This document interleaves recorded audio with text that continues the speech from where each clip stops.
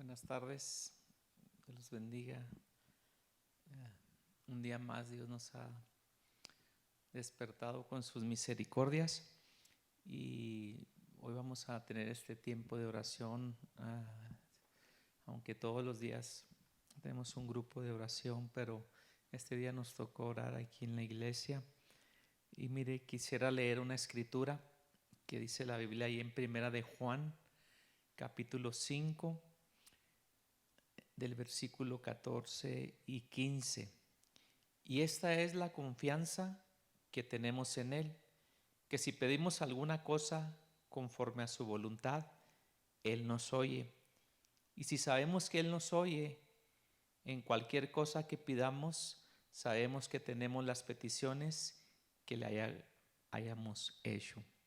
Esta es la confianza que tenemos en Él, que si pedimos conforme su voluntad, Él nos oye. Y si sabemos que Él nos oye, en cualquier cosa que pidamos, sabemos que tenemos las peticiones que le hayamos hecho. En esta tarde vamos a estar orando por algunas necesidades, por algunas peticiones que tenemos. Yo creo que la oración, esta herramienta poderosa que nuestro Señor Jesucristo nos dejó, nos ayuda, nos fortalece, nos da fuerzas, nos anima, nos levanta. Entonces vamos a echar mano de estas cosas que nuestro Señor nos dejó y vamos a pedir conforme su voluntad. Nuestra responsabilidad es orar, ¿verdad? Creyendo que Dios va a obrar conforme su misericordia, conforme su perfecta voluntad. A veces Dios no nos contesta como nosotros queremos, pero Dios siempre contesta de alguna manera u otra. Y yo creo que hay muchas necesidades hoy. Así es que nos toca orar y pedirle al Señor, ¿verdad?, que Él haga conforme su perfecta voluntad. Así es que si usted ve este video, si usted se ha conectado, pues bueno, oremos, ¿verdad?, juntos. La Biblia dice que si dos se pusieren de acuerdo aquí en la tierra en algo y oraren al Padre en el nombre de Jesús, Él lo hará. Entonces vamos a tener ese acuerdo y empezar a orar y pedirle a nuestro Señor que Él obre conforme su perfecta voluntad. Hay mucha necesidad en medio de esta, siempre ha habido, pero hoy en estos días se ha agravado la situación de muchas personas. Entonces vamos a estar orando para que Dios obre conforme su perfecta voluntad. Padre, hoy nos allegamos a tu trono alto y sublime y llegamos y entramos a tu trono por medio de la gracia de nuestro Señor Jesucristo, pidiéndote que tú obres en cada necesidad. Mira, Padre, te pedimos por la familia Barraza que tuvieron, Señor, una pérdida irreversible. Señor, un miembro de su familia murió y te pedimos, Señor, que tú vengas a fortalecer a su esposa, vengas a fortalecer a Raquel Barraza Delgado, Señor, que tú seas su consolador, el Dios de consolación, de toda consolación. Obra, Señor, obra de una manera poderosa. Estuvimos orando, Señor, para que tú hicieras un milagro de sanidad, pero tú eres un Dios perfecto y tú sabes lo que tú haces. Tú no te equivocas, tú no fallas. Tú haces tu perfecta voluntad, pero ahora te pedimos, Señor, que el consolador, el ayudador, Señor, el paracleto, que es tu Espíritu Santo, venga a ayudar a esta familia, venga a ayudar, Señor, a la familia Barraza, por sus familiares, Señor, por sus hijos, por su esposa, por sus sobrinos, Señor, por cada uno de los miembros. Te pedimos, Señor, te pedimos también, Señor, por la familia López Nevares, Señor, que también 2 semanas atrás perdieron a un ser querido. Te ponemos en tus manos, Señor, a cada miembro de su familia. Te ponemos en sus manos a su madre. Sigue obrando en su vida, que ella pueda sentir esa consolación, ese alivio, Señor, de poder perder un hijo. te la ponemos, Señor, en tus manos, Señor. Te ponemos a cada miembro de su familia también, Padre, por aquellas personas que están pasando una enfermedad, que tal vez pudieran tener, Señor, esta enfermedad. Señor, te pedimos, Señor, que tú obres. Si alguno tiene este virus que está afectando nuestras vidas en este tiempo, oramos en el nombre de Jesús para que tú traigas fortaleza a su cuerpo, Señor, a su sistema inmune, y tú les fortalezcas y tú les ayudes, Señor. Oramos para que tu mano poderosa obre de una manera especial. Hay muchas personas, Señor, que conocemos, Señor, hay algunas personas que conocemos que están atravesando, Señor, por este virus en sus cuerpos, y oramos para que tú obres de una manera poderosa, sobrenatural. Glorifícate, Señor, glorifícate de una manera maravillosa. Tú eres el Dios de los imposibles, tú eres el Dios que no cambia. Tu palabra dice en 1 de Juan capítulo 5 versículo 14: y esta es la confianza que tenemos en Él, que si pedimos alguna cosa conforme su voluntad, Él nos oye. Padre, te pedimos que tú hagas tu perfecta voluntad. Señor, tú eres un Dios soberano. Tú puedes hacer lo que tú quieras porque tú eres todopoderoso. Pero hoy, en el nombre poderoso de Jesús, oramos, Señor, por aquellas personas que están infectadas con el virus, Señor, con el COVID-19, Padre. Obra en el nombre poderoso de Jesús.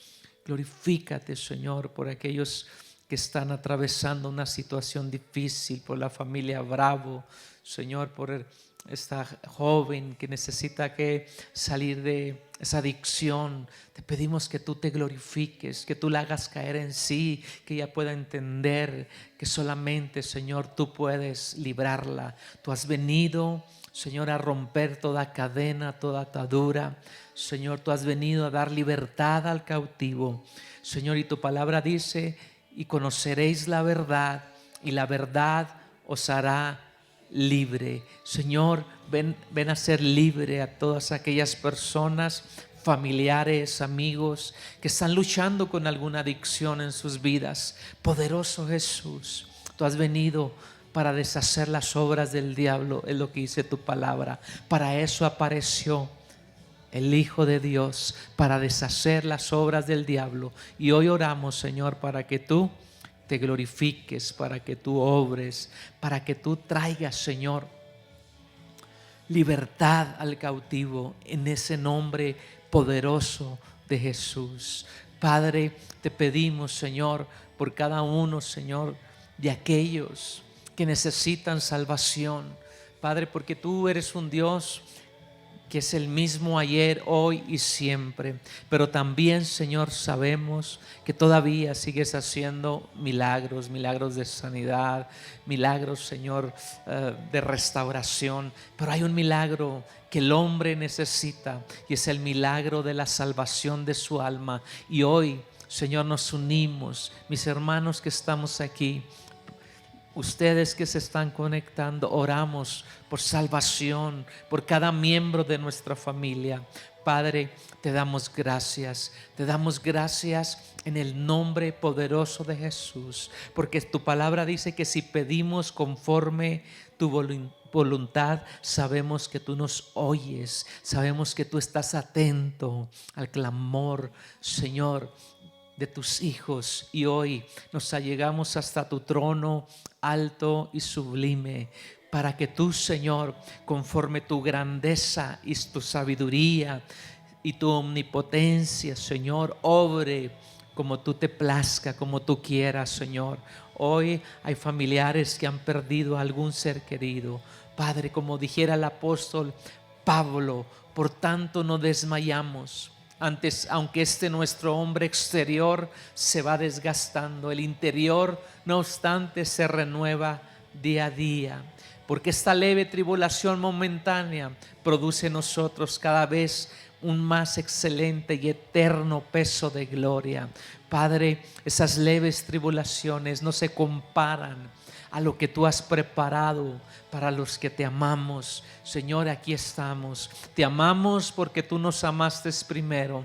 Estamos aquí, Señor, pidiéndote por cada persona, Señor, que necesita hoy un toque, Señor, en su alma, en su espíritu. Padre, por aquellos que tal vez están atravesando la ansiedad, la depresión, Señor, la angustia, Señor, que están angustiados por alguna situación, por alguna tribulación que están viviendo en este momento.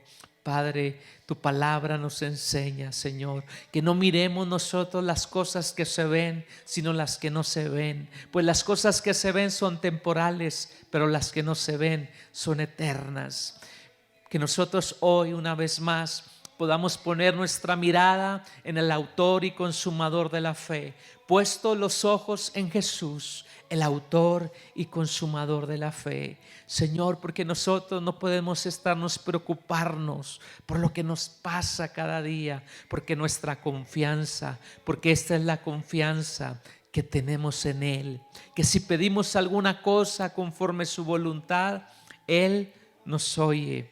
Él está atento al clamor, Señor. Hoy nos unimos, Señor, la oración, Señor, de 2 personas. Padre, aquí estamos más de 2 orando por cada necesidad.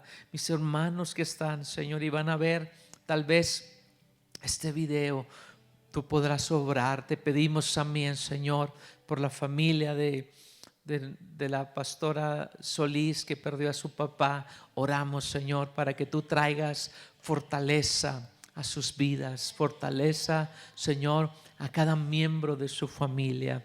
Padre, te damos gracias porque sabemos que tu voluntad es buena, agradable y perfecta. Pero oramos, Señor, por los que quedan vivos, que sufren la pérdida de ese ser querido que ya no se va a poder ver más. Los ponemos en tus manos, Señor, para que tú obras, Señor, que la paz que sobrepasa todo entendimiento inunde sus corazones, Señor, por la gran pérdida, Señor, de su padre, de la pastora Margarita, Señor, su hermana Gaby. Señor, las ponemos en tus manos, Señor, para que tú, Señor, traigas ese consuelo, esa paz que sobrepasa todo entendimiento. Señor, nuestro deseo, nuestro anhelo es que ellas puedan ver y sentir a ese consolador, que no están solas en medio de esta situación difícil, adversa, esa leve tribulación momentánea. Padre, te lo pedimos, te lo suplicamos con todo nuestro corazón. Espíritu Santo, tú que conoces cada parte de nuestro ser, tú que conoces nuestro sentar y nuestro levantar, como dijo el salmista, Señor, detrás y delante me rodeaste y sobre mí pusiste tu mano. Tal conocimiento es demasiado maravilloso para mí. Alto es, no lo puedo comprender. Padre, porque aún no está nuestra palabra en la boca y tú ya lo sabes todo. Señor, ¿a dónde huiremos de tu espíritu? ¿A dónde huiremos de tu presencia? No podemos, Señor. Por eso hoy acudimos a ti, nos arrojamos a ti, no mirando nosotros las cosas que se ven, sino las que no se ven. Pues las cosas que se ven son temporales, pero las cosas que no se ven son eternas. Padre, te ponemos todas y cada una de estas peticiones y aún las que nos faltaron. Señor, nuestra mente es muy limitada, nuestro tiempo es limitado, pero tú eres el Dios de los imposibles, el Dios infinito. Tú eres el gran yo soy y tú puedes hacer y obrar conforme tu perfecta voluntad. Espíritu Santo, te damos gracias en esta hora, creyendo que tú has escuchado nuestras peticiones, que estuviste atento al clamor, Señor, de esta tarde, y tú vas a traer fortaleza, y tú vas a traer sanidad, y tú vas a levantar al caído, y tú vas a restaurar, Señor, y tú vas a salvar todavía, porque tu poder no ha menguado, tu poder sigue siendo el mismo. Nosotros oramos en ese nombre que tiene poder sobre todo nombre, el nombre de nuestro Señor Jesucristo, a quien amamos, a quien queremos servir todos los días de nuestra vida. Padre, gracias por escuchar nuestro clamor. En el nombre de Jesús. Amén. Bueno, nuestras peticiones han sido expuestas delante del Señor. Como dice su palabra, esa es la confianza que tenemos y Dios nos escucha. Así es de que vamos a seguir creyendo, vamos a seguir orando y que Dios nos ayude a continuar con la misma fe. Y quiero dejarle este lugar al maestro de hoy, que es nuestro hermano Ricardo, que va a compartir la clase.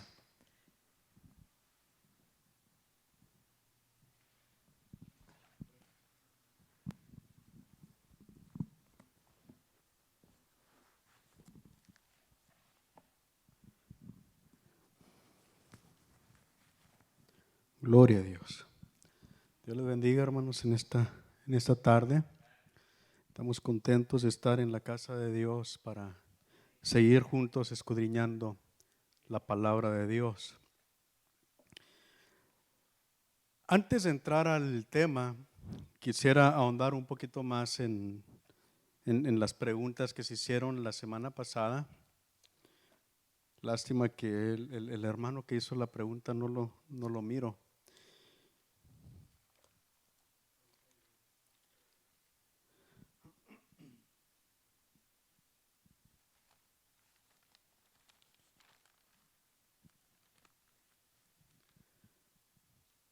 Vamos al pasaje en Juan capítulo 14, verso 12.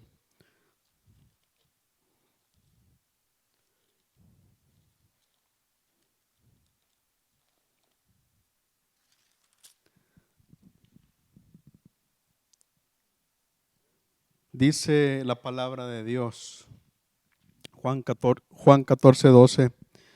De cierto os digo, el que en mí cree, las obras que yo hago, él las hará también, y aún mayores hará, porque yo voy al Padre.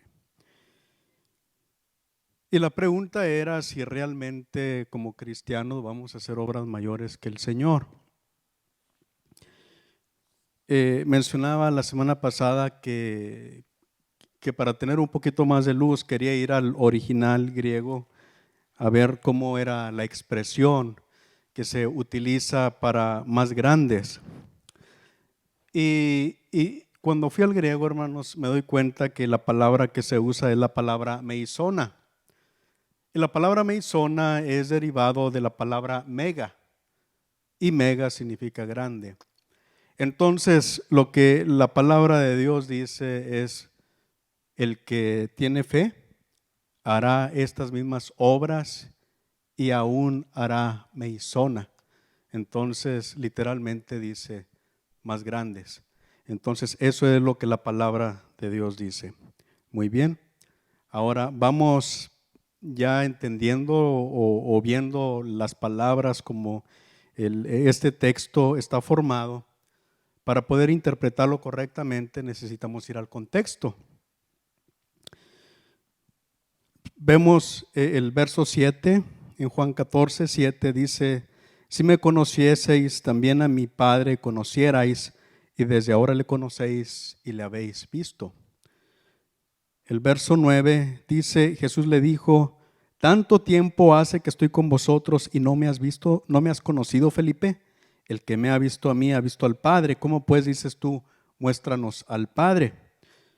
Y el verso 10 dice: ¿no crees que yo soy en el Padre y el Padre en mí? Las palabras que yo os hablo no las hablo por mi propia cuenta, sino que el Padre que mora en mí, Él hace las obras. Pero la primera parte dice: ¿no crees que yo soy en el Padre y el Padre en mí?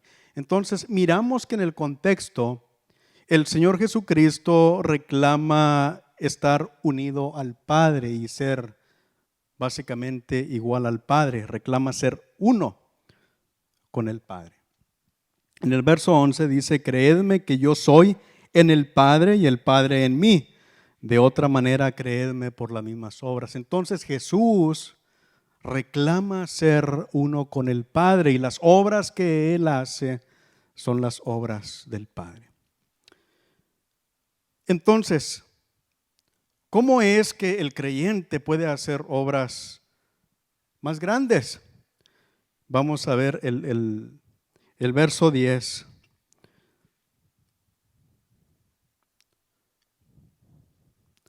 Vamos a ver quién es el que hace las obras. En el verso 10 dice: ¿no crees que yo soy en el Padre y el Padre en mí?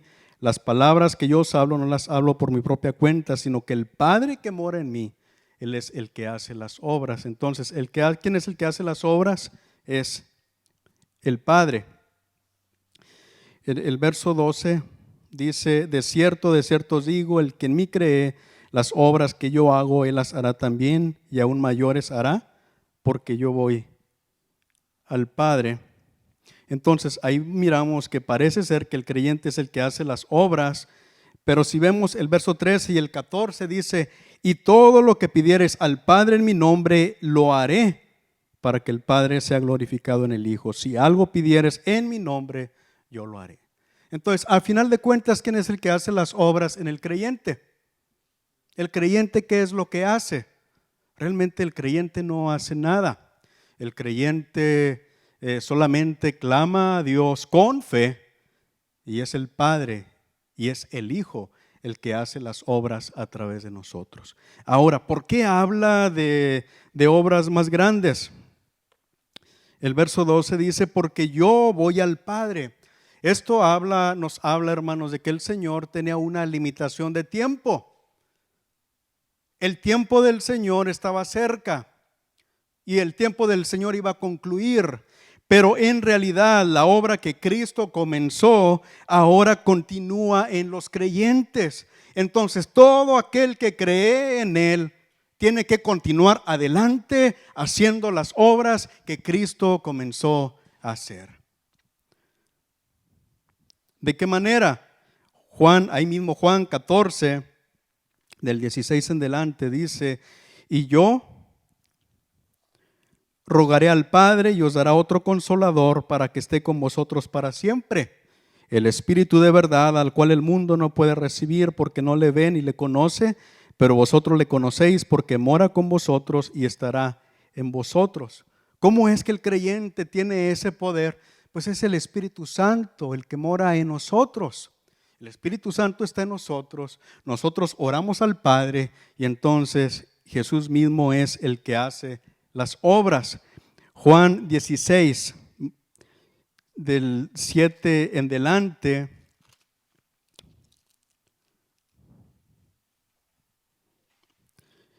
Juan 16, 7 dice: pero yo os digo la verdad, os conviene que yo me vaya, porque si no me fuera, el Consolador no vendría a vosotros, mas si me fuera, os lo enviaré. Dice el Señor: les conviene que yo me vaya, porque cuando me vaya les voy a enviar al Espíritu Santo. ¿Por qué nos conviene que se vaya? ¿Por qué les convenía que se fuera el Señor? Porque el Señor en su encarnación estaba limitado a estar en un solo lugar a la misma vez. Y las obras y los milagros y los prodigios que podía hacer estaban limitados a su naturaleza humana, nada más en un lugar a la misma vez. Pero ahora la iglesia, los creyentes, tienen al Espíritu Santo y no importa dónde esté el creyente, allí está Dios en el creyente y Dios sigue haciendo obras grandes y maravillosas.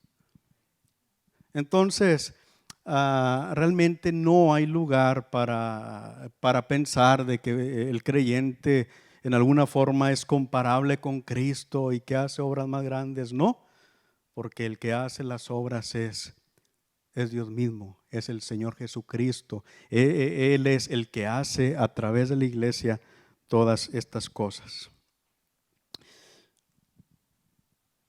Juan 14, 23.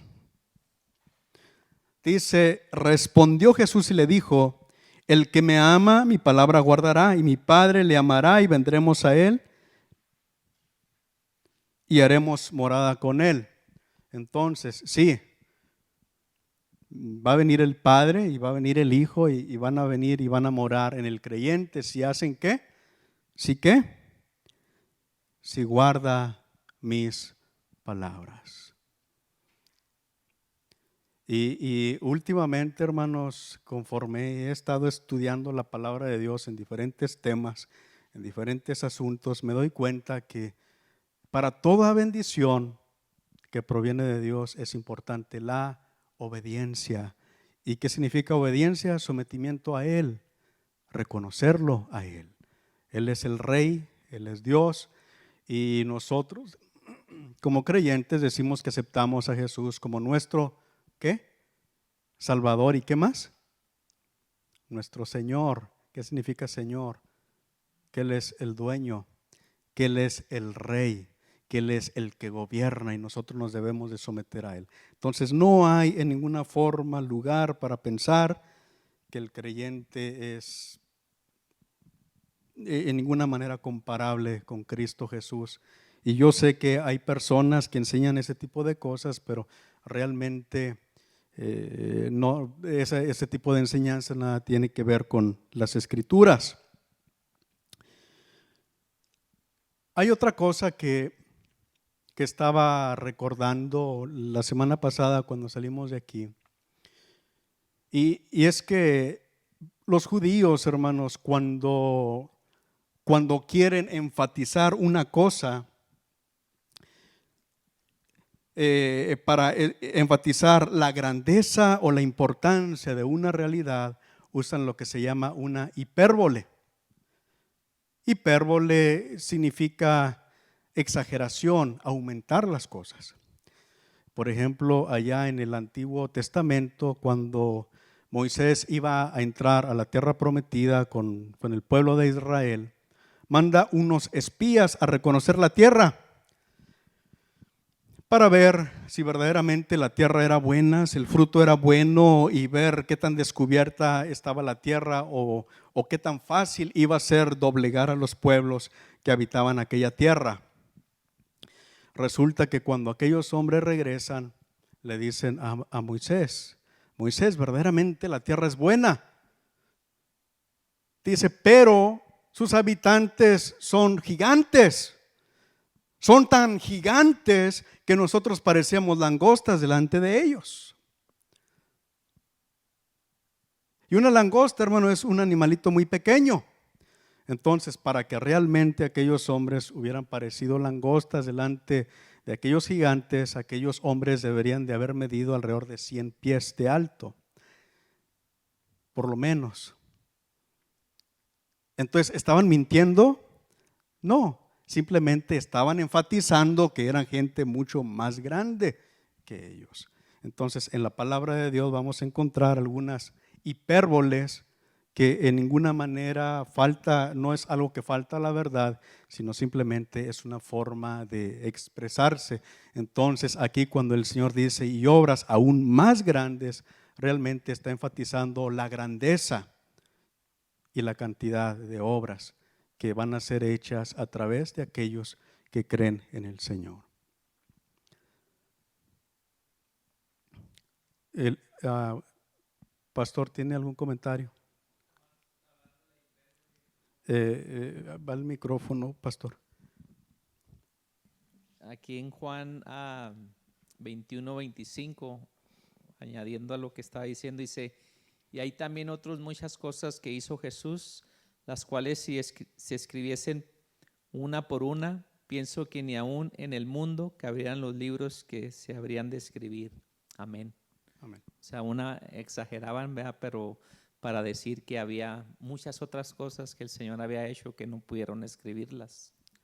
Entonces es simplemente una forma de expresión de los judíos a aumentar las cosas para enfatizar la grandeza o la importancia de una verdad.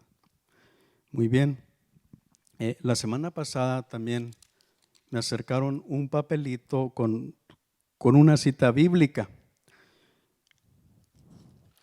Juan capítulo 6, del 48 en delante.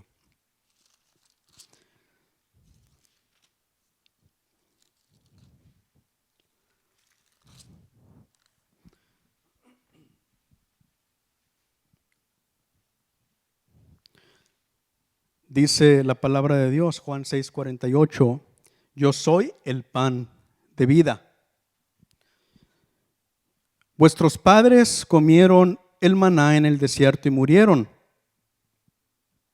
Este es el pan que desciende del cielo, para el que de él come no muera.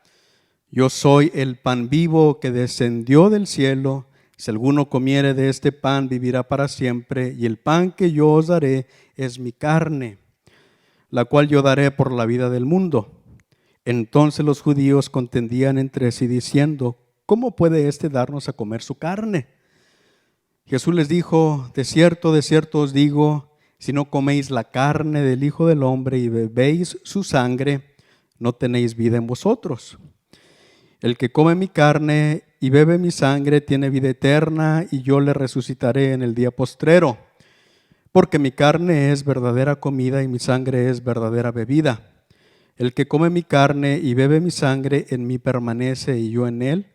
Como me envió el Padre viviente y yo vivo por el Padre, asimismo el que come, él también vivirá por mí. Este es el pan que descendió del cielo, no como vuestros padres comieron el maná y murieron. El que come de este pan vivirá eternamente. Y me escribieron hasta el verso 64, pero me imagino que en lo que leímos está condensada la pregunta.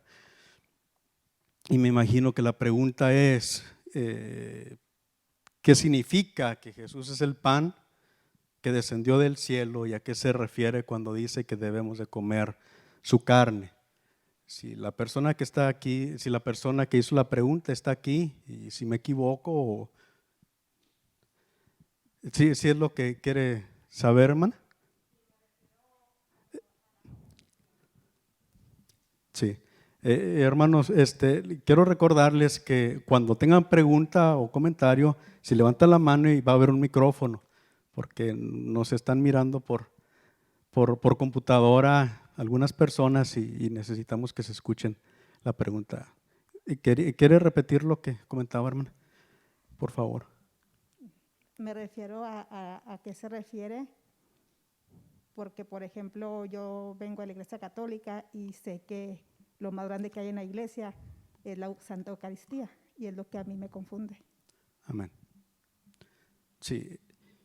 Entonces, la Iglesia Católica toma, y no solamente la Iglesia Católica, hay algunas otras iglesias que toman este pasaje muy literal, diciendo que verdaderamente cuando comen el pan es literalmente carne de Cristo, y que cuando toman la copa, el vino que se toma en la Eucaristía o en la comunión o la Santa Cena, que son nombres de la misma ceremonia, que viene a ser el cuerpo y la sangre de Cristo, literal. Entonces, ¿a qué se refiere este pasaje? El Señor dice que Él es el pan de vida, primeramente. En el verso 49 hace referencia a que cuando el pueblo de Israel estaban en el desierto, Dios les daba maná. ¿Qué era el maná? Maná era pan que descendía del cielo y que con ese pan se sustentaban, con ese pan se alimentaban. Sin embargo, todos los días, cada día ellos tenían que comer de ese pan. No podían comer una vez y vivir para siempre o vivir muchos días, no. Todos los días ellos tenían que levantar ese pan y comer. El verso 50 dice el Señor: este es el pan que desciende del cielo, para que de él coma no muera. Yo soy el pan vivo que descendió del cielo. Si alguno comiere de este pan, vivirá para siempre. Y el pan que yo daré en mi carne, la cual yo daré es mi carne, la cual yo daré por la vida del hombre. Bueno, aquí nos dice la consecuencia de comer el pan que es el cuerpo de Cristo: vivir para siempre. Entonces, resulta que si estuviéramos hablando de un asunto físico que fuera literalmente el cuerpo de Cristo, que físicamente estuviéramos comiendo, entonces literalmente y físicamente viviríamos para siempre. Pero resulta que una persona, aunque tome la Eucaristía o la comunión, de todos modos, físicamente todavía va a morir. En el Antiguo Testamento, hermanos, los pactos se sellaban con comida, ya que comer para los judíos y para realmente muchos de los pueblos en Medio Oriente era un acto de confianza, de compañerismo. Era el momento más sagrado que la familia compartía. Y cuando sellaban un pacto, lo sellaban con comida. Mire, vamos a mirar dos pasajes, Génesis 26:30 y Génesis 31 del 53 al 54. Génesis 26:30 primero.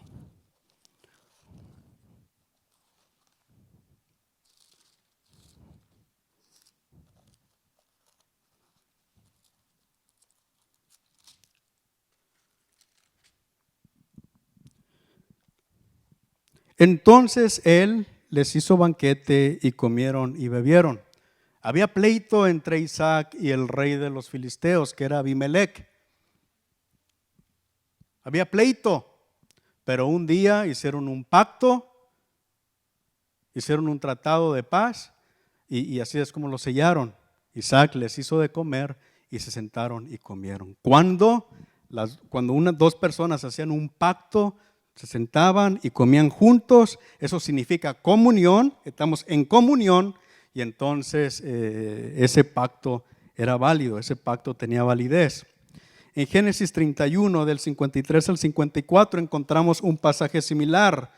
Resulta que Jacob había dejado la casa de su suegro Labán, había huido con sus mujeres y sus niños y su ganado y todo lo que él tenía. Y entonces Labán viene bien enojado y lo persigue. Pero después de cierta negociación, hicieron pacto de paz y lo sellaron con una comida también. Entonces comer significa un pacto, es símbolo de un pacto. En Éxodo 24:11, esa escritura quiero que la miremos para mirar la importancia de esto. Éxodo 24:11.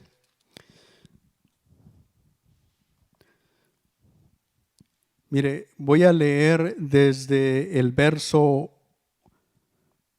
7, Éxodo 24 del 7 en delante, bueno, del 6. Y Moisés tomó la mitad de la sangre y la puso en tazones y esparció la otra mitad de la sangre sobre el altar. Y tomó el libro del pacto y lo leyó a oídos del pueblo, el cual dijo: haremos todas las cosas que Jehová ha dicho y obedeceremos.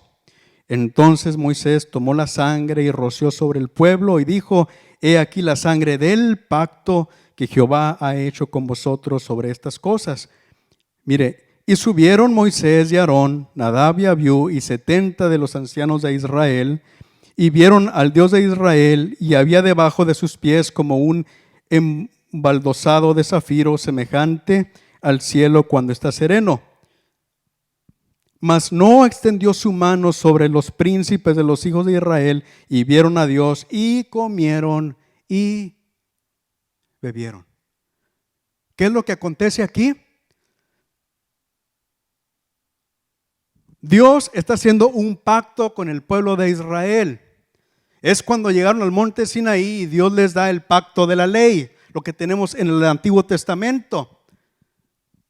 Y sube Moisés, Aarón y los hombres principales del pueblo al monte, a la presencia de Dios. Y realmente sabemos que un hombre pecador no puede mirar a Dios sin morir. Mas sin embargo Dios, el pacto que hizo con ellos, no les quitó la vida, sino que Dios tiene un pacto con aquel pueblo y queda sellado con una comida.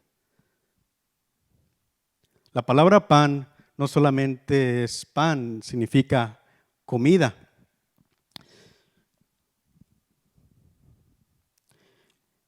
Hay otra cosa que podemos decir del pan. Cuando celebraban la Pascua, el pueblo de Israel, había otra fiesta que ellos celebraban, que era la fiesta de los panes sin levadura. ¿Sabe qué era la levadura del pueblo de Israel? La levadura era simplemente masa leudada, masa que se había echado a perder, y deliberadamente le echaban entre la demás masa para que la masa se esponjara y los panes se hicieran bonitos. Esa era la levadura. Pero cuando ellos celebraban la fiesta de la Pascua, ellos durante cierto tiempo estaban comiendo pan sin levadura. Entonces, ¿qué significa? Si era masa que se había echado a perder, entonces ese era pan limpio, pan sin levadura. Y se recuerdan que la levadura es símbolo del pecado. Resulta que más adelante en Mateo capítulo 26 del 17 al 29, cuando el Señor instituye la Santa Cena, están celebrando los panes sin levadura. Y entonces vamos a mirar Mateo 26, 17.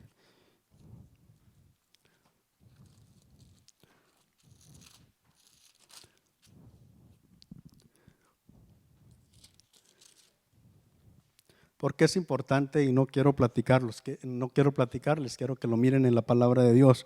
Mateo 26, 17 dice: el primer día de la fiesta de los panes sin levadura, vinieron los discípulos a Jesús diciéndole: ¿dónde quieres que preparemos para que comamos la Pascua? Muy bien. En el verso 26 dice, Mateo 26, 26 dice: y mientras comían, tomó Jesús el pan. ¿Cuál pan? El pan sin levadura. ¿Qué significa sin levadura? Sin pecado. Para los judíos, hermanos, el pan sin levadura era símbolo del Mesías. ¿Quién es el Mesías? Un hombre sin pecado. Y mientras comían, tomó Jesús el pan y bendijo y lo partió y les dijo: tomad, comed, esto es mi cuerpo. ¿Sabe qué es lo que les estaba diciendo literalmente? Ustedes estaban esperando al Mesías, ustedes estaban esperando a un hombre sin pecado, y ese soy yo. Entonces, ¿a qué se refiere cuando el Señor dice: yo soy el pan? Está diciendo: yo soy el nuevo pacto de Dios con los hombres. Eso es a lo que se refiere. Yo soy el pacto de Dios con los hombres. Entonces Cristo dice: este es mi cuerpo, diciendo que Él era el cumplimiento de la fiesta de los panes sin levadura. En el verso 27 y 28 dice: y tomando la copa y habiendo dado gracias, les dio diciendo: bebed de ella todos, porque esto es mi sangre del nuevo pacto, que por muchos es derramada para remisión de pecados. ¿Cómo Dios estableció su pacto con Israel? Con una comida. Aquella comida era simbólica de un pacto nuevo que Dios iba a hacer con su pueblo. Y el pacto nuevo que Dios hizo con su pueblo se llama Jesucristo. Él es Cristo. Vamos otra vez a Juan 6. El verso 53 dice: Jesús le dijo: de cierto os digo, si no coméis la carne del Hijo del Hombre y bebéis su sangre, no tenéis vida en vosotros. El que come mi carne y bebe mi sangre tiene vida eterna, y yo le resucitaré en el día postrero. ¿A qué se refiere? A que seamos parte del pacto con Cristo. Como me envió el Padre viviente y yo vivo por el Padre, asimismo el que me come, él también vivirá por mí. Este es el pan que descendió del cielo, no como vuestros padres comieron el maná y murieron. El que come de este pan vivirá eternamente. ¿Qué es lo que se necesita para vivir eternamente? Recibir a Cristo. ¿Qué significa qué? Entrar en un pacto con Dios. ¿Por medio de qué? Por medio del sacrificio en la cruz del Calvario y por medio de la sangre de Cristo. Ahora, ¿por qué no podemos decir que es verdadero Bueno, el verso 55 dice, porque mi carne es verdadera comida y mi sangre es verdadera bebida. ¿A qué se refiere?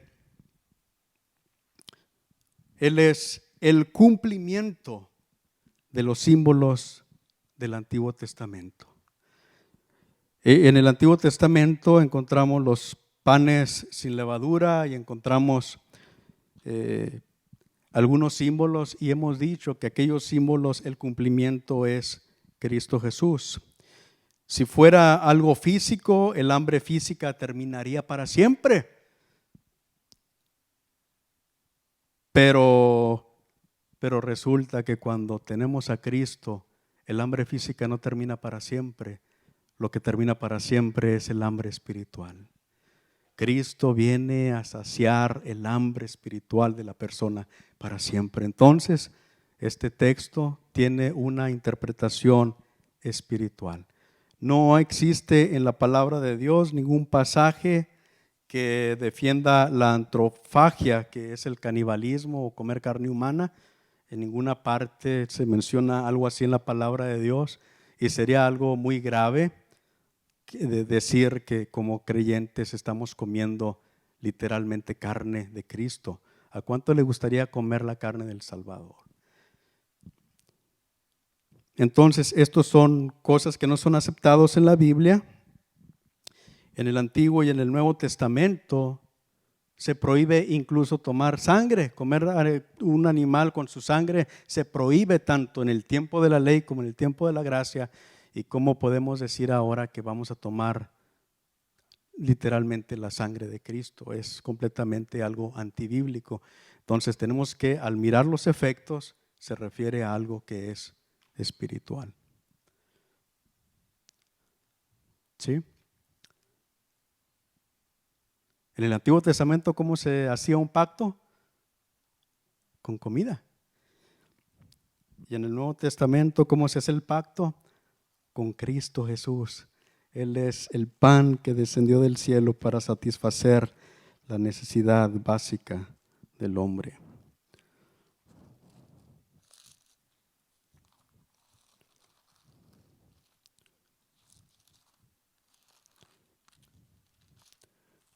¿Comentarios, hermanos?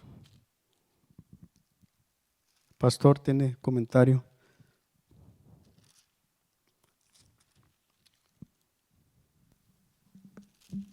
O sea, ¿pudiera explicar cómo se debe tomar la Santa Cena bíblicamente para que puedan entender?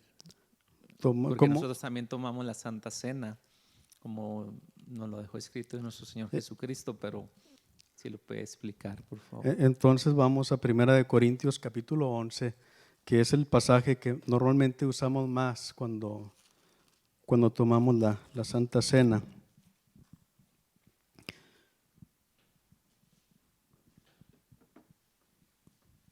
En 1 Corintios capítulo 11, del verso 23 en delante, dice: porque yo recibí del Señor lo que también os he enseñado, que el Señor Jesús, la noche que fue entregado, tomó pan, y habiendo dado gracias, lo partió y dijo: tomad, comed, este es mi cuerpo que por vosotros es partido, haced esto en memoria de mí. Entonces, al hacer memoria, estamos hablando de algo simbólico. Es a lo que se refiere en memoria, es algo simbólico. Asimismo tomó también la copa después de haber cenado, diciendo: esta copa es el nuevo pacto en mi sangre, haced esto todas las veces que la bebiereis en memoria de mí. Así pues, todas las veces que comieres este pan y bebieres esta copa, la muerte del Señor anunciáis hasta que Él venga. Entonces aquí miramos que tanto el pan como el vino vienen a ser algo simbólico que representa o que simboliza que estamos unidos con el sacrificio que Cristo hizo en la cruz, y a la misma vez que estamos unidos y esperándolo hasta el día que Él venga por nosotros, porque somos familia de Él, porque somos gente que tiene un pacto con Él. Y esa es la razón, hermanos, por la cual dice más adelante el verso 27: de manera que cualquiera que comiera este pan o bebiera esta copa del Señor indignamente, será culpado del cuerpo y de la sangre del Señor. Por tanto, pruébese cada uno a sí mismo y coma así del pan y beba la copa, porque el que come y bebe indignamente sin discernir el cuerpo del Señor, juicio come y bebe para sí. ¿Sí, Eso es hermana? lo que le iba a preguntar del 27 al 31. Sí. Que cómo es que come uno indignamente. ¿Qué significa comer? Indignamente. Sí, pero ¿qué significa comer? ¿Qué dijimos que es comer? Es comunión, comunión. Por eso cuando participamos de la cena del Señor le estamos diciendo, Señor, yo soy de tu familia. Para el pueblo de Israel el comer era un acto sagrado. Era tan sagrado, hermano, que cuando se ponían a comer, el papá daba gracias a Dios por el alimento y entonces el papá besaba a cada uno de sus hijos y los bendecía. Que Dios te bendiga, que Dios haga cosas grandes en ti, que te dé el corazón de David. Era algo sagrado, era estar en la comunión, en la familia de Dios. Pero hay gente que no vive como familia de Dios, que no vive realmente y que no le da importancia a esto. Y viene y toma y come del pan, come el pan y toma del vino sin verdaderamente darle importancia a eso. Entonces, cuando venimos a participar, lo que le estamos diciendo, Señor, estoy unido contigo en tu sacrificio, yo creo que tú moriste por mis pecados y yo recibo el pacto que tú hiciste en tu cuerpo y en tu sangre por mí. Y realmente eso es. ¿Y cómo le demostramos a Dios que estamos en su pacto y todo esto? Hace un momento lo mencionaba, siempre es la obediencia. Dice el Señor en Juan 14:15, el que me ama, guarda mis mandamientos. Entonces, por eso el creyente debe de esforzarse por vivir en obediencia a la palabra del Señor. Y a la hora de tomar la comunión, por eso se le dice comunión, porque estamos entrando a la familia de Dios y es algo sagrado. Aunque muchas de las veces y en muchas iglesias se ha devaluado esto como si no tuviera importancia, pero realmente es algo simbólico y sagrado. Haciendo un contexto Pablo le habla a los corintios y hablando de indignamente, los corintios eran personas que vivían una vida muy descarriada. Entonces, cuando se reunían a tener comunión, ellos ya lo tomaban como una fiesta, no le daban la importancia del sacrificio de Cristo y aparte muchos vivían, ¿verdad?, en pecado. Algunos, Pablo los reprende mucho porque, por ejemplo, había uno que tenía la esposa de su papá y había muchos pecados sexuales y todavía así participaban de la Santa Cena. Entonces habla cuando indignamente, aunque la Biblia dice que todos pecamos, pero no debemos de pecar deliberadamente. Aún dice la Biblia, si vas a dejar tu ofrenda y te acuerdas que tu hermano tiene algo contra ti, deja tu ofrenda y arréglate con tu hermano. Aún en eso, por eso dice que cada uno pruébese a sí mismo y si hubiera algo en el corazón o hubiera un pecado que tengamos que confesar antes de tomar la Santa Cena, deberíamos de hacerlo y tomarnos unos minutos y decirle, Señor, ayúdame a examinar mi vida. Como dijera el salmista David en el Salmo 139, examíname, oh Dios, y conoce mi corazón y ve si hay perversidad en mí. Entonces, vivimos en el tiempo de la gracia, en el tiempo de la misericordia de Dios, y la misericordia de Dios es muy buena y la gracia es muy buena, pero muchas de las veces como personas nos hemos aprovechado de la gracia. Y la gracia y la misericordia significa que no viene el juicio inmediatamente. Entonces eso a veces lo tomamos como oportunidad para vivir de una manera descarriada. Dice el apóstol Pablo que que algunos toman en lugar de libertad en Cristo, viven en libertinaje. No, nosotros tenemos libertad en Cristo, pero libertad del pecado, y el pecado no se debe de enseñorear sobre nosotros. Y ahora nosotros como creyentes debemos de vivir en obediencia al Señor. ¿Por qué? Porque si vivimos en obediencia le estamos diciendo: tú eres mi Señor, tú eres mi Dios, tú eres el Rey de mi vida. Y cuando tomamos la Santa Cena o la comunión, es un privilegio grande, porque estamos participando simbólicamente, recordando lo que Cristo hizo en la cruz del Calvario por nosotros. ¿Hay algún otro comentario al respecto? Bien. Vamos a comenzar el estudio de esta tarde entonces.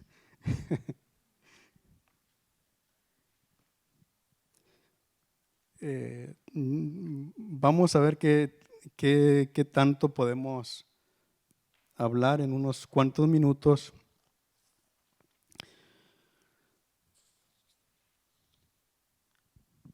Vamos a mirar en Lucas capítulo 5, del verso 27 al 32.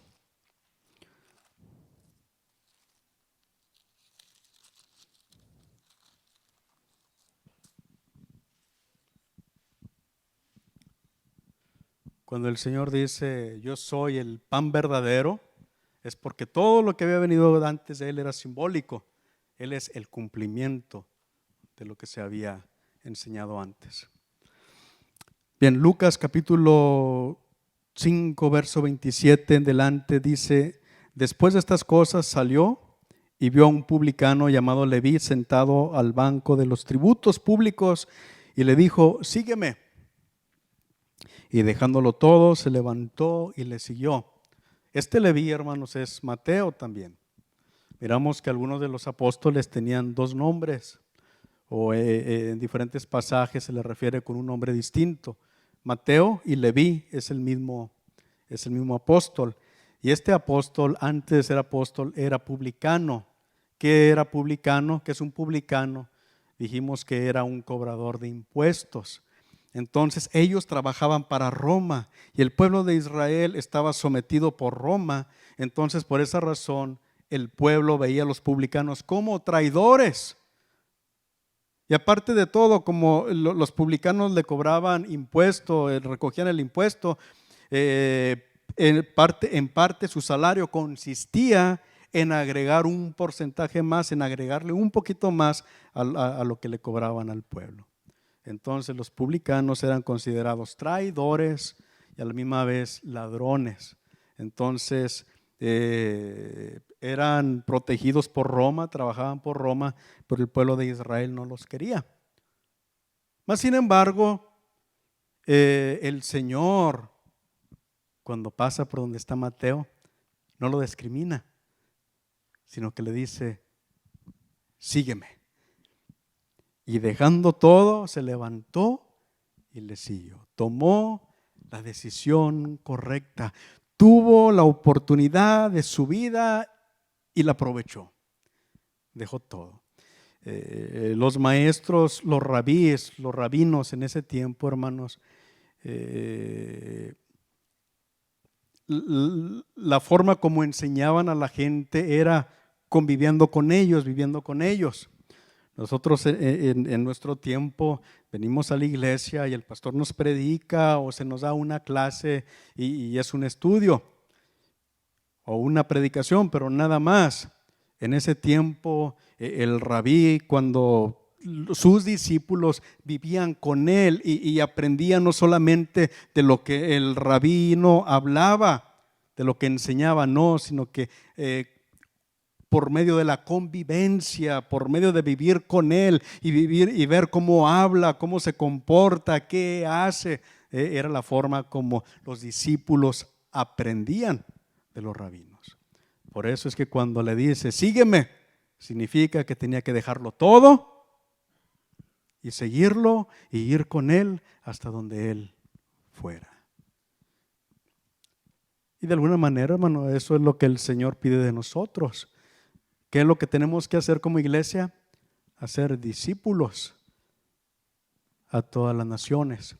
Y cada uno de nosotros debería de ser o debe de ser un discípulo de Cristo y dejarlo todo por Él y seguirlo a donde quiera que Él vaya. Y ahora, aunque no lo tenemos físicamente, dice, les conviene que yo me vaya, porque ahora el Espíritu Santo habita dentro de cada uno de nosotros y nosotros debemos de vivir una vida en sometimiento al Espíritu Santo de Dios que nos enseña y a través de su palabra que también nos enseña. Entonces Leví dejó todo y le siguió. Ahí dejó el banco con los dineros y todo y se fue tras el maestro. Y Leví le hizo un gran banquete en su casa. ¿Qué significa la comida? Era algo sagrado, era algo muy importante, era una ocasión especial. Y había mucha compañía de publicanos y de otros que estaban en la mesa con ellos. Entonces, ¿qué hizo Leví? Hizo una fiesta, invitó a sus amigos, a los otros publicanos, a la gente que él conocía, y los escribas y los fariseos murmuraban contra los discípulos diciendo, ¿por qué coméis y bebéis con publicanos y pecadores? ¿Por qué? Porque los publicanos y los pecadores no eran bien vistos por los rabinos, por la gente religiosa, por los religiosos. Los rabinos escogían gente buena para convivir con ellos. Comer era algo muy, muy importante, significaba comunión. Entonces al Señor, al comer con Mateo y con los publicanos y con los pecadores, está teniendo comunión con ellos. Es la razón por la cual los fariseos y los escribas se enojaban y reprendían a los discípulos del Señor. Respondiendo, Jesús les dijo, los que están sanos no tienen necesidad de médicos, sino los enfermos. No he venido a llamar justos, sino a pecadores al arrepentimiento. Entonces, si usted se fija, hermanos, en los pasajes, en el Evangelio encontramos que la mayoría de la gente que seguía al Señor eran los pecadores, la gente desechada. Pero como ellos seguían al Maestro y Él les daba libertad a ellos o les expresaba su amor, por eso es que había ese conflicto con los fariseos y con los escribas, con los sacerdotes de su tiempo, porque un rabino no debía de convivir con este tipo de personas.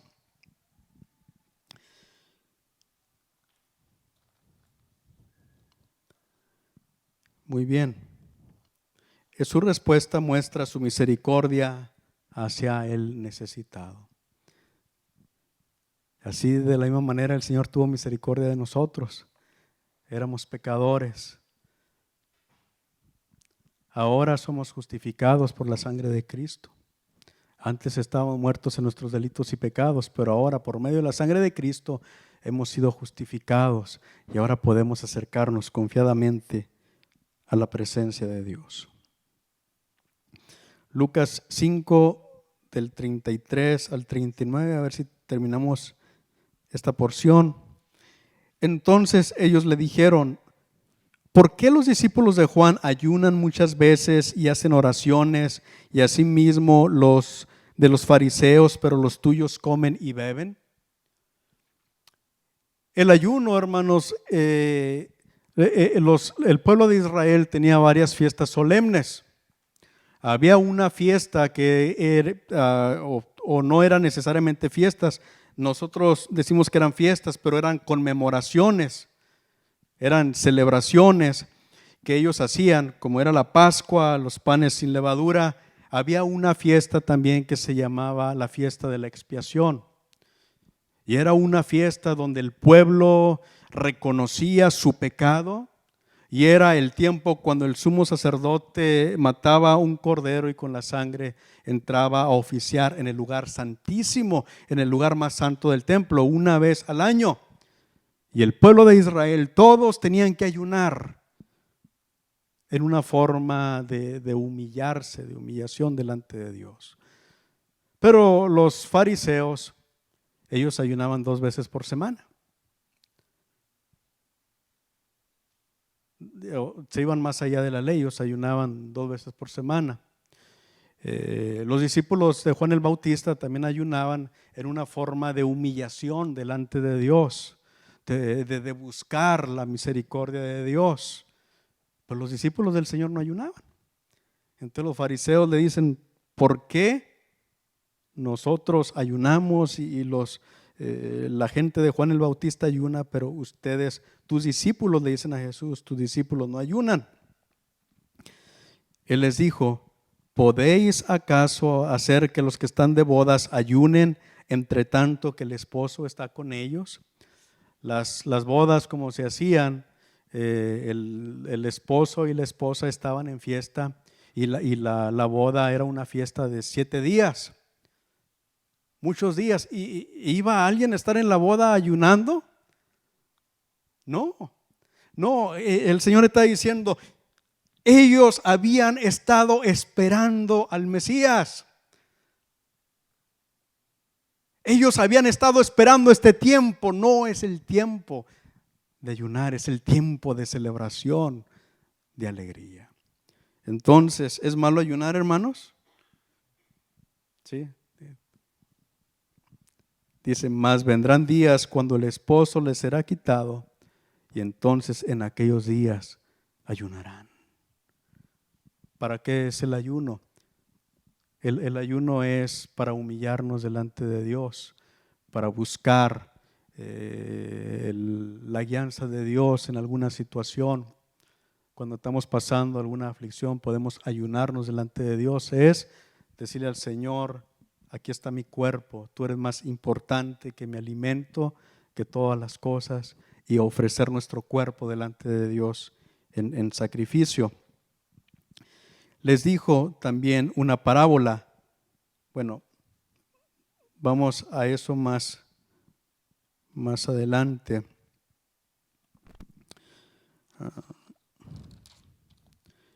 En Marcos 9:29, vamos a mirar Marcos 9:29 antes de seguir adelante con el pasaje que leemos.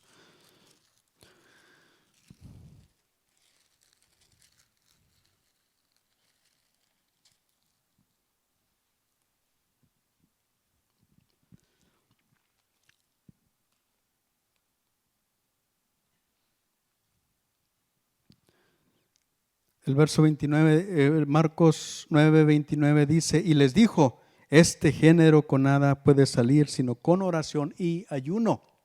Resulta que había por ahí un muchacho endemoniado y los discípulos del Señor, como veían al maestro que echaba fuera demonios, querían echar fuera al demonio y el demonio no salía.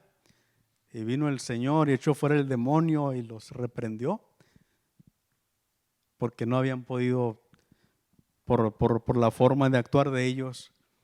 Pero el Señor les dice, este género no sale sino con oración y ayuno. Entonces, el ayuno que hace también trae poder.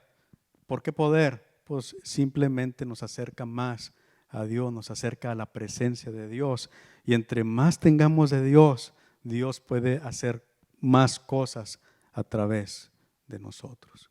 Entonces, el ayuno es importante. Simplemente no era el tiempo para los discípulos ayunar. Mire el verso 36, Lucas 5:36. Les dijo también una parábola. Nadie corta un pedazo de un vestido nuevo y lo pone en un vestido viejo, pues si lo hace, no solamente rompe el nuevo, sino que el remiendo sacado de él no armoniza con el viejo. Resulta, hermanos, que en ese tiempo la ropa no era prelavada. Entonces, cuando se rompía cuando alguien tenía un traje nuevo, con el tiempo el traje se encogía. Con el tiempo el vestido se encogía. Entonces, si se hacía un agujero en un vestido viejo y luego cortaban tela nueva del vestido nuevo y lo parchaban, ¿qué iba a pasar? Que el parche se iba a encoger y entonces no iba a servir el parche en el vestido viejo y aparte de todo hasta lo iba a romper, lo iba a dañar. Vamos a ver qué quiere decir el Señor con esto. Dice, y nadie echa vino nuevo en odres viejos. De otra manera, el vino nuevo romperá los odres y se derramará y los odres se perderán. Cuando echaban en los odres el vino, y en ese tiempo no tenían refrigeración, no tenían refrigeradores, ni la forma de preservar el vino. Así que cuando echaban el vino en los odres, el vino comenzaba a fermentarse, y cuando se fermentaba comenzaba a expandirse y expandirse, y entonces el vino nuevo se echaba en odres nuevos que podían expandirse juntamente con el vino. Pero si el odre ya estaba expandido al límite y le echaban vino nuevo y el vino comenzaba a expandirse, entonces lo que pasaba es que el odre se reventaba y el vino se derramaba. Entonces por eso es que el vino viejo se echaba en los odres viejos, el vino nuevo en los odres nuevos. El verso 38, mas el vino nuevo en odres nuevos se ha de echar, y lo uno y lo otro se conservan. Y ninguno que beba del añejo quiere luego el nuevo, porque dice, el añejo es mejor. Había personas que cuando les ofrecían vino nuevo no querían. Decían, no, el vino viejo es mejor. Pero ¿a qué se refiere el Señor con esto? El Señor les está trayendo una nueva verdad a estos religiosos. Una nueva verdad, una nueva relación con Dios. Pero ellos no querían recibir la nueva revelación de Dios, sino que ellos querían permanecer con su religión vieja, con su religiosidad, en lugar de recibir lo que Dios les estaba dando a través de Cristo. Eso es lo que el Señor está diciendo con estas parábolas del vestido y de los odres y del vino. Yo creo que hasta ahí llegamos, hermanos. Si hay preguntas, comentarios.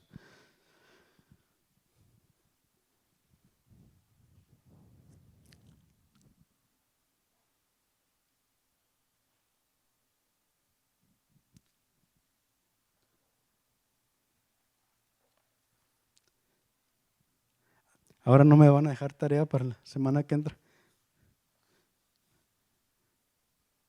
Qué bien. Vamos a despedirnos entonces. Pastor. Una pregunta aquí porque a veces decimos, es que esta es la religión que me dejaron mis padres o que me heredaron y yo quiero seguir allí. Cuando Jesús nos está ofreciendo la salvación, ve a través del sacrificio que Él hizo. Y nosotros por la tradición queremos continuar con lo que pensamos que nos dejaron de herencia nuestros padres.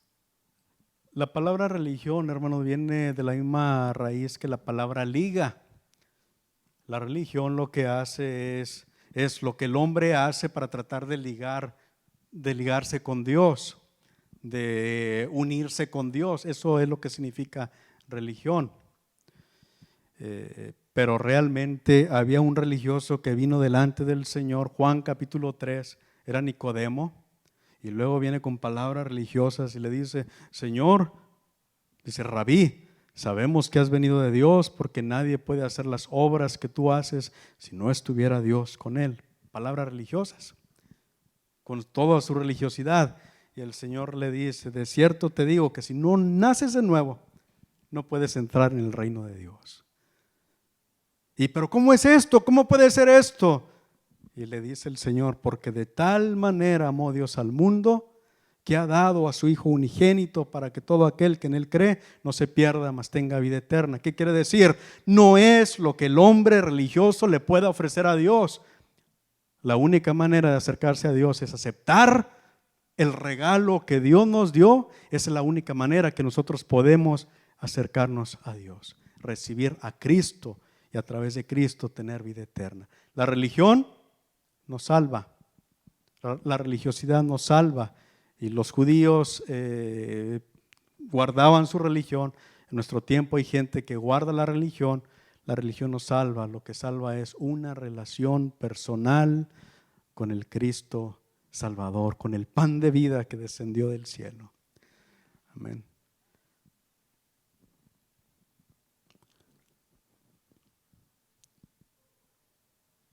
Bueno, pastor, pues nos despide en una oración, por favor.